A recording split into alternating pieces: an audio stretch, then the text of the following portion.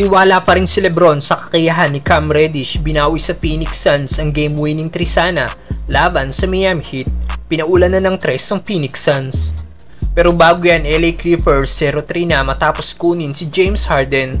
Mukhang nagkamali nga po ang Clippers sa ginawang pagkuha sa former MVP na si James Harden dahil imbis na gumanda ang kanilang katayuan, 0-3 na nga po ang nasabing team mula na maglaro si The Beard. Na kahit kumpleto silang Big Four na naglalaro, hindi nga po makakuha ng panalo ang Clippers. Gaya na lang kanina, hindi lang sila basta tinalo ni Luka Doncic at ng Mavericks dahil dinimolish nga po sila ng Dallas mula sa 44 points, 6 rebounds at 6 assists ng Mavs superstar na si Luka Doncic. May 27 points naman si Kyrie Irving. Sa paglalaro nga po ng 3 games ni Harden sa Clippers, bagsak nga po ang numero nito na nag-average lang ng 14.3 points, 5.3 rebounds at 4.7 assists, shooting 54% sa field. Maraming Clippers fans nga pong sinisisi ang former MVP kung bakit napagtatatalo ang kanilang team. Ayon sa isang fans, malaking pagkakamali daw ang ginawang pag-trade ng Clippers kay Harden at binitawan sina Batum at Covington na solid defender ng Clippers na wala sa naging laro kanina. Ayon naman sa isa nagkomento, si Harden daw yung tipo ng player na kailangan lang ay mga role player ang nasa kanyang team. Gaya na lang daw noong siya ay nasa Houston, kaya solid ang kanyang nilalaro. Mas better fit daw siguro si The Beard sa Washington Wizards. Sa mga nangyayari daw sa karir ni Harden sa mga lumipas na taon, mas more on liability na daw ito kesa sa pagiging asset. Anong masasabi nyo dito mga brother? Samantalang Cam Reddish binawi sa Phoenix Suns ang game-winning trisana laban sa Miami Heat. Naputol na nga po ang 3 losing streak ng Lakers matapos sa talunin nila kanina ang Phoenix Suns sa dikit na laban si score 122-119. Good thing nga po dahil nagbalik na sina Anthony Davis at Jackson Hayes sa lineup.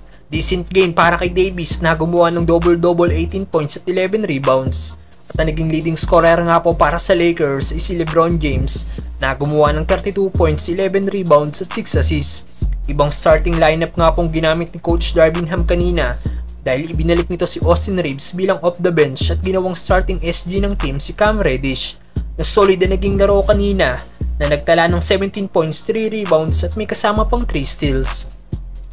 Panay big 3-point shot nga pong pinakawalan ni Reddish lalo na noong 4th quarter kung saan isa sa mga 3-point shot niya ang nagbigay lamang para sa Lakers. You don't see a lot of guys do it. Reddish knocks down another. Madaming stops nga rin pong nagawa si Cam Reddish laban kay Kevin Durant noong huling quarter. Flat out. They don't want the double team to come. Durant, tough shot. At ang isa sa naging highlights ng laro ang corner 3 na ginawa ni Reddish mula sa assist ni LeBron na nagbigay exclamation point sa laro para makuha ng Lakers ang panalo.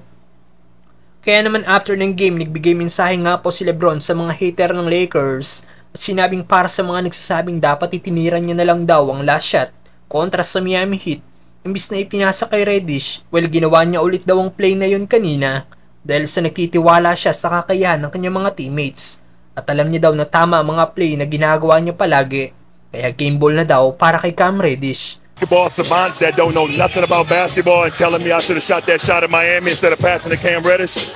Well, I did the same thing tonight because I trust my teammates and I make the right play every single time. And game ball go to Cam Reddish for sure. James kicks it out. Reddish a corner 3. Bang! Cam Reddish from downtown, and the Lakers go up by 5.